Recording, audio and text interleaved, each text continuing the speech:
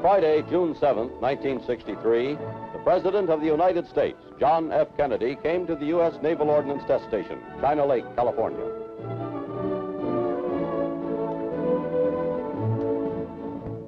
This was the first time in its 20-year history that the station had been honored by a presidential visit. This film reports the events of that day. On the previous day, Mr. Kennedy, while aboard the USS Kitty Hawk, had witnessed demonstrations of the Navy's capability to move through a hostile air and submarine environment in order to project U.S. Navy and Marine power into any trouble spot in the world.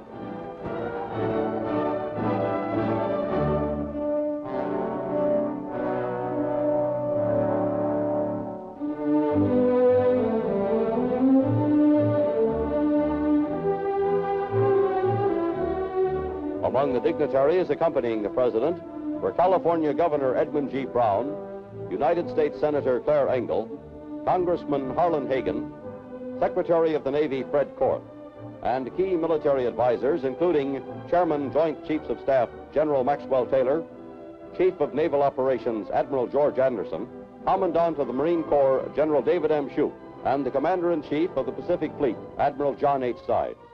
During his visit to Knott, Mr. Kennedy was briefed on many of the research, development, testing, and evaluation achievements of the station.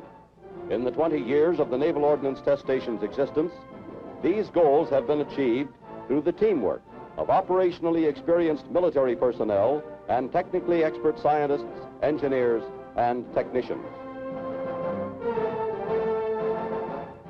From the Naval Air Facility, Mr. Kennedy drove to the demonstration area at an instrumented Knott's missile range to observe an exhibition of U.S. naval power as support for tactical ground forces. Escorting the President and the official party was the station commander, Captain Charles Blenman. The 50-minute briefing covered a review of current close support tactical weapons and a display of Knott's weapons still in the development and evaluation stage. The firepower demonstration was a segment of Mr. Kennedy's tour of Western United States military establishments.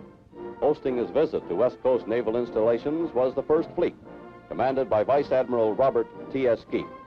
To introduce each event, Commander Joseph E. Schwager, Executive Officer of the Air Development Squadron 5, identified each weapon and described its purpose. Air Development Squadron 5 evaluates all air attack weapons prior to release to the fleet. Boatswain, pipe all hands.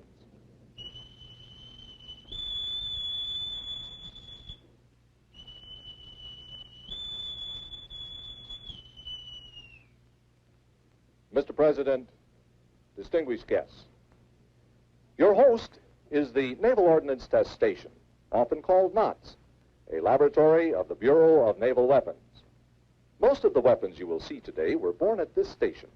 They were conceived in Michaelson Laboratory, which you will visit later, and developed on these ranges.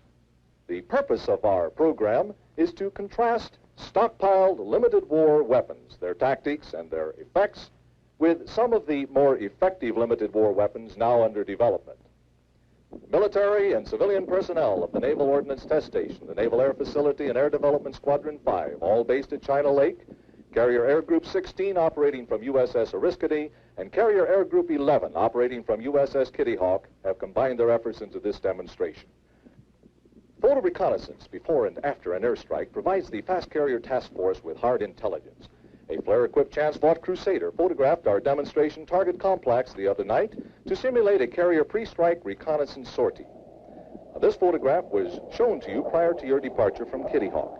The same pilot now approaches, sir, to fire a photo flash salute in your honor while executing a loop maneuver.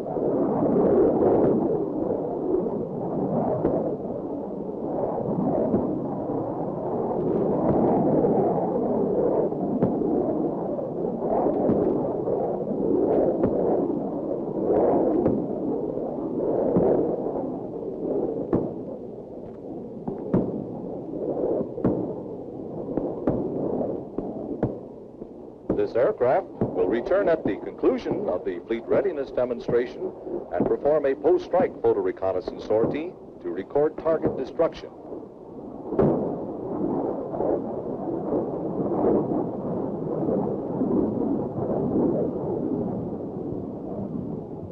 Approaching at 9,000 feet altitude.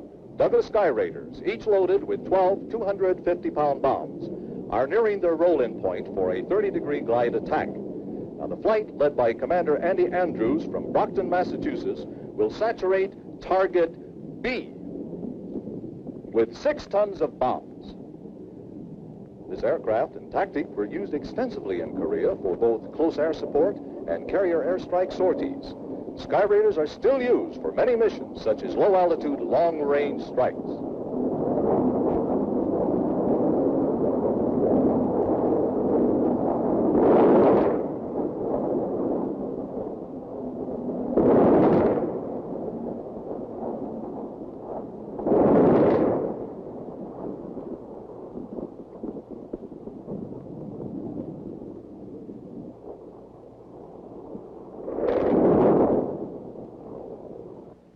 Originally built in 1945, the propeller-driven Sky Raider has evolved through 7 basic models encompassing 49 different versions in its long life.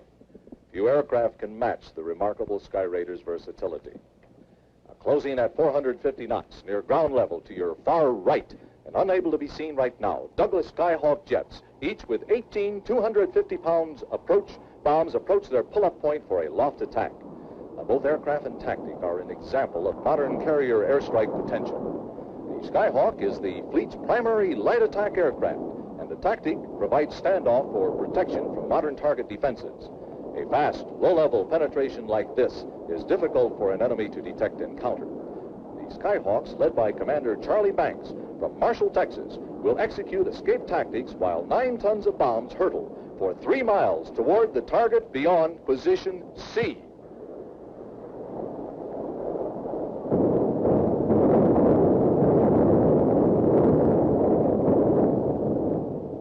This low-level standoff tactic is devastatingly effective against heavily defended areas. A multiple carriage bomb rack developed by the Navy gives the Douglas Skyhawk and other jets up to 6 times the number of bombs they could otherwise carry. You will note that the Skyhawks in this event will have lofted 1.5 times.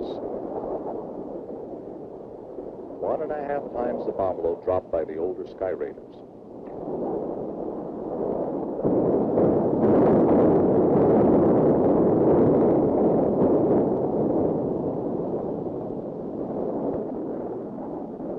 Now, although aircraft vulnerability is reduced by standoff attained with loft tactics like just demonstrated, this technique lacks the accuracy required for attacking point targets and is generally limited to stationary or area targets on pre-planned strikes.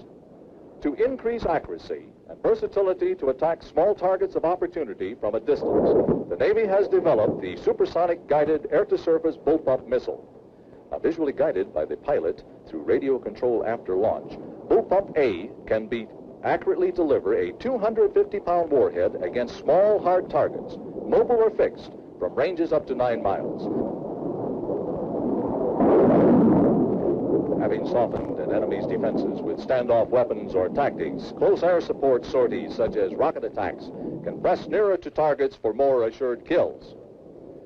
We will demonstrate our rocket developmental evolution by featuring increasingly more powerful rocket attacks in the next 3 events. We begin with the 5-inch high-velocity aircraft rocket, now called HIVAR, but known by old-timers as Holy Moses.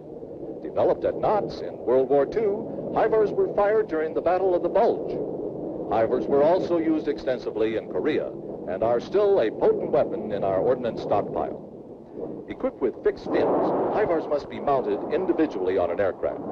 Thus, the number of external ordnance stations determines how many HIVARs can be carried. The Sky Raider, with 12 stations, carries more of these weapons than our jet attack aircraft, which, for aerodynamic reasons, have fewer stations. Our next demonstration will feature the 2.75-inch folding fin aircraft rocket. Because of its folding fin, quantities of these rockets can be loaded into pods for increased firepower. Each Sky Raider in this event carries 12 pods separately loaded with 7 rockets for a total of 84 each. This is about twice the destructive firepower witnessed in the preceding HIVAR demonstration. Developed, production engineered, and pilot produced here at Knots, over 16 million of these 2.75-inch rockets have been manufactured for the Navy, Army, and Air Force.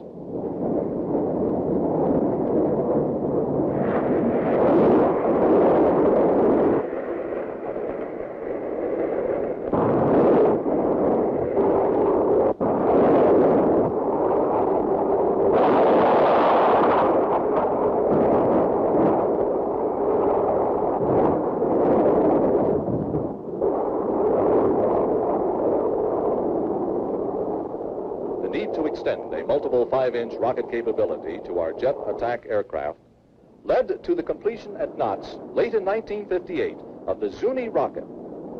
Zuni is a 5-inch high-performance folding fin aircraft rocket suitable for air-to-air and air-to-surface missions. 4 interchangeable warheads permit the weapon to be tailored to the target. Carried in a pod of 4 suspended from an ordnance station, rockets may be fired singly or in salvo. Zuni has twice the velocity of the HIVAR and 10 times the warhead weight of the 2.75-inch FFAR previously demonstrated.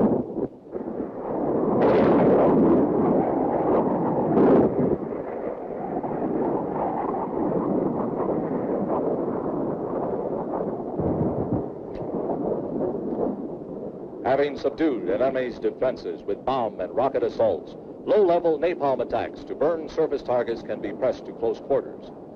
In the distance, at ground level, Douglas Skyhawks close at 500 knots to saturate Area H with an inferno of fire.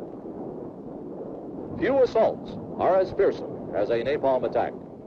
Knots is striving to increase the effectiveness of this devastating kill mechanism and to make it more compatible with modern high-performance aircraft. Better and more effective additives, new fuels, and improved igniters are sought, as well as new techniques to hold flames on the target. Mr. President, with the carrier airstrike completed, Crusaders, 1 high and 1 low, return to execute their post-strike photo reconnaissance of the target area. Sir, the pictures they take will be processed for your review. The remainder of our program will be devoted to new weapons presently undergoing development for test here at the Naval Ordnance Test Station and is classified confidential. Flight demonstrations will be made by pilots from the Naval Air Facility, commanded by Captain Jack Huff from Council Bluff, Iowa, and Air Development Squadron 5, commanded by Commander Harry O'Connor from Winthrop, Massachusetts. Some of the devices you are about to see. Some of the weapons demonstrated for the President during the firepower display were in the test and evaluation stage and would soon be available to the fleet. Others were still undergoing feasibility tests or development. The next 3 events illustrated the evolution of the aircraft gun during the past 20 years. Although missiles are now our primary air-to-air weapons, our aircraft are still equipped with guns for strafing missions. During World War II, 50-caliber machine guns firing at approximately 750 rounds per minute, as demonstrated by this North American Trojan trainer, were standard aircraft armament for both aerial combat and strafing missions.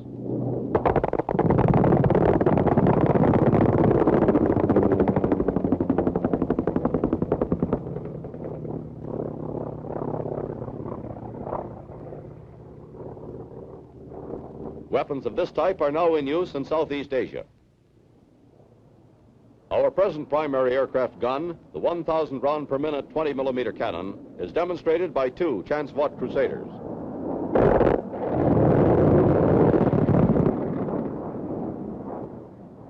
With 4 of these weapons on each aircraft, the target is strafed at the devastating rate of 8,000 rounds per minute.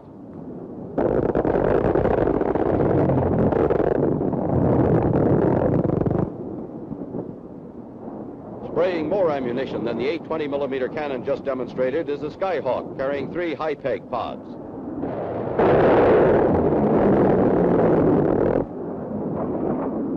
The Navy-developed high-peg fires at a faster rate per barrel than any other automatic weapon ever produced and is quickly interchangeable with bombs or rockets.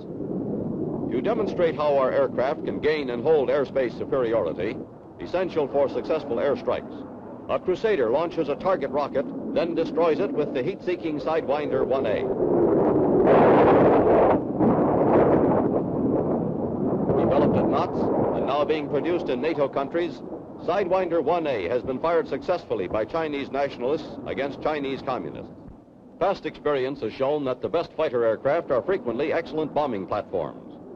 A brace of McDonnell Phantom II all-weather 2-place Navy-developed fighters demonstrates the capability of our fighters to double as bombers by attacking with heavy bomb loads.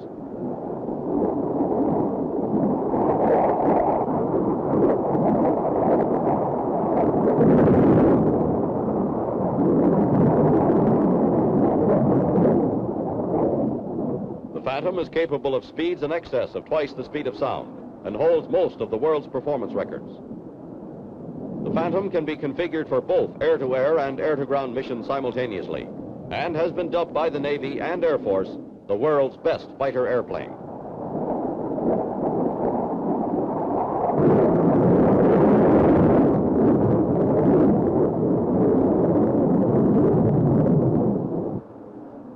If we were able to control local weather, our armed forces would possess a powerful weapon and unprecedented operational flexibility. Understudy at knots are techniques for closing mountain passes or clearing cold Arctic ground fog. In this demonstration, 160 pounds of silver iodide smoke is producing 100 million billion particles. In proper atmospheric conditions, each particle would produce a snowflake.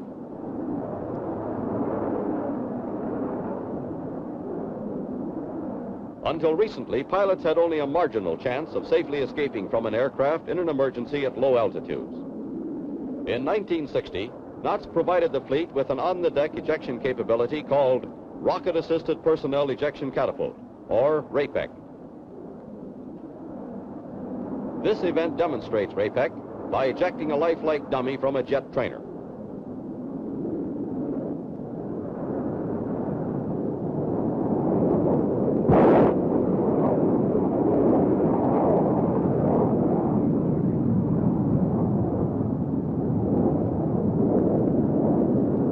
The acceleration forces experienced with this device are well within acceptable physiological limits, as testified by approximately 100 Air Force and Navy pilots who owe their lives to safe ejection with RAPEC.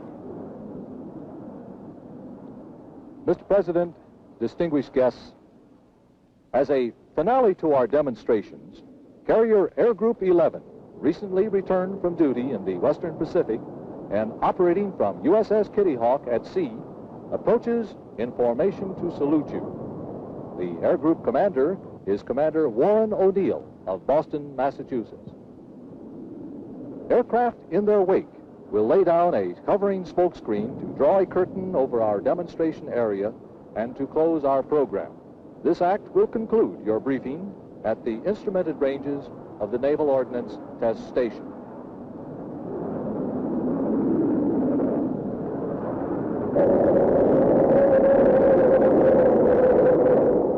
Mr. President, within a few moments, you will be escorted on a tour of the station. May we wish you continuing fair winds and tides, and pledge that the might and expanding knowledge of the United States Navy stands ready to assert its role in national defense. Boatswain, pipe all hands.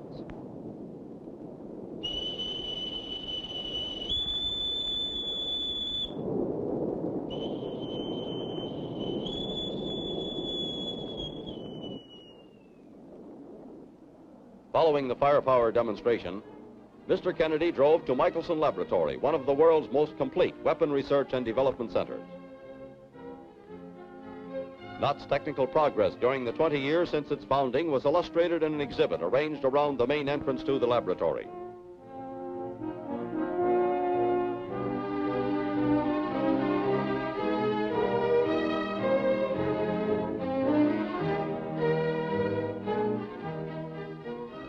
Michaelson Laboratory is the heart of the Knott's complex. The building encompasses more than 10 acres of floor space, all serving the far-reaching needs of research and development.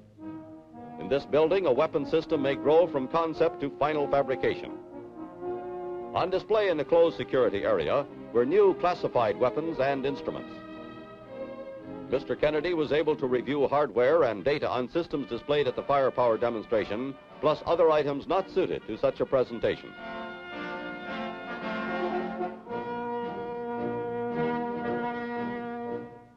After inspecting the classified exhibits, the President returned to the lobby where Dr. William B. McLean, the station's technical director, described briefly the achievements of Albert Abraham Michaelson, the Navy's outstanding physicist for whom the laboratory was named.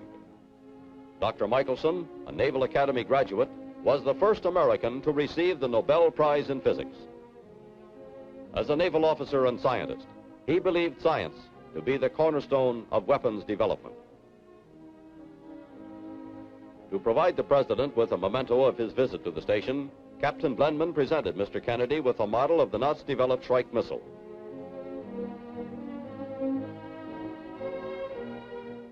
Upon leaving Michaelson Laboratory, the President's motorcade drove through the community of China Lake, which is home for most of the military and civilian personnel assigned to the station. Knott's began its career with a new idea as a joint military-civilian venture in which both partners would contribute their special skills. This Navy-built town has grown since November 1943 as a small airport leased from Kern County and 650 square miles of barren desert land to a research and development facility worth over $300 million, with a population in excess of 12,000 and a 20-year history of distinguished progress in weapons development. In 20 years, Knott's developed ordnance has proved its effectiveness, not only for the Navy, but also for the Army, Air Force, and our allies.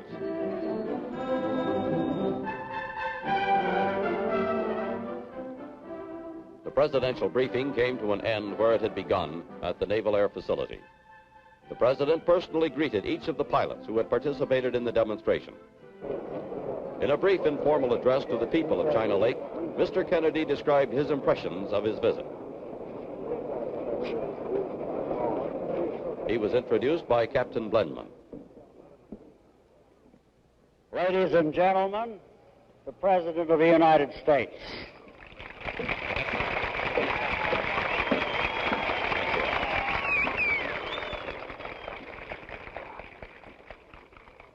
Captain, Mr. Secretary, I want to express a warm word of appreciation to all of you. We are concluding a trip through the military installations of the United States, which started 2 days ago.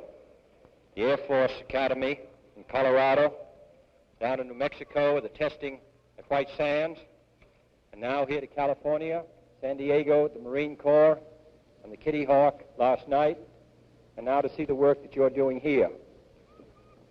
I must say I'm impressed by two things, particularly in this journey to California.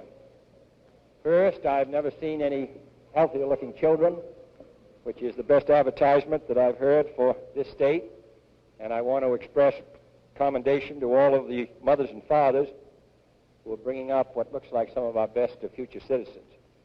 And I also want to express a word of thanks to all of those of you who worked for our country in this decade, those of you who fly, those of you who maintain the planes, those of you who may be the wives or the children of those who serve our country, those of you who may work in research, those who may work in civil service. I think all of us today in 1963 are proud of the fact that in one way or another, in one place or another, all of us have an opportunity to serve the United States. This is the last best hope. And I think in 1963, I cannot think of a prouder statement when asked what our occupation may be than to say, I serve the United States of America. We want to thank all of you.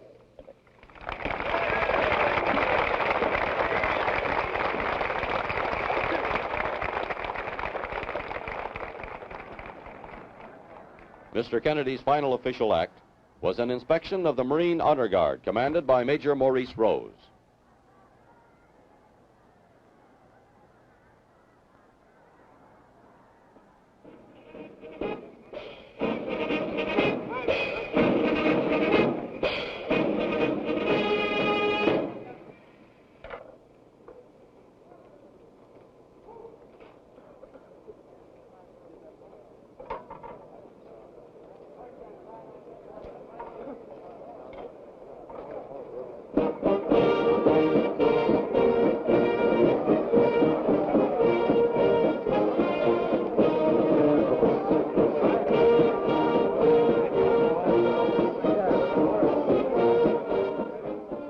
This review by the President of the United States was a fitting honor, for the Knott's Marine Barracks retired their colors on this day after 18 years of service at China Lake.